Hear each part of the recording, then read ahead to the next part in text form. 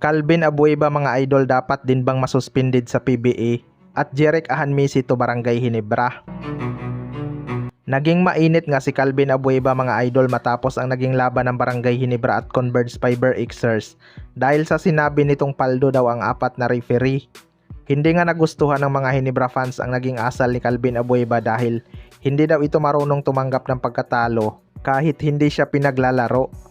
Agad naman itong inaksyonan ni Comi Willie Marshall at pinagmulta ng 20k si Calvin Abueva. Pero buwelta nga ng ibang fans, kulang pa nga daw ang multa na yan mga idol. Dapat masuspindi daw ito ng 10 games para magtanda.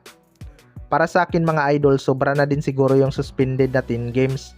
Hindi naman ganun kalaki ang kanyang ginawa sa PBA. Yung nagsuntukan nga na sina Jalen Johnson at Glenn Cobontin, 1 game suspension lang at walang multa. Although magkaibang kaso naman yan dahil natural lang naman sa laro na may magsusuntukan dala ng init sa laban.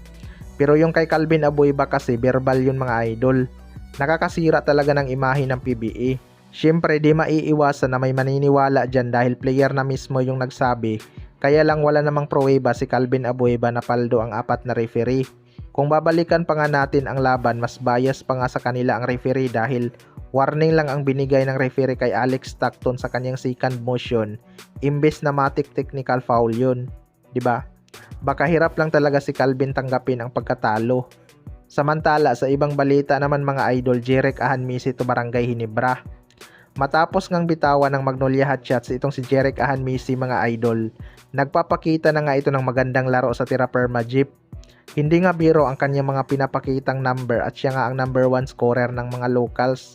Sinayang lang talaga to ng Magnolia Hotshots. Pero may mga rumors nga na tinatarget itong kunin ng Barangay Ginebra.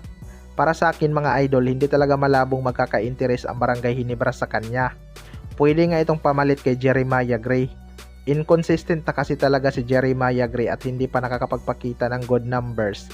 Simulang bumalik ito sa Barangay Ginebra. Malaki talaga ang may tutulong nitong si Jeric Ahanmisi lalo na't napakainit ng kanyang shooting ngayong conference.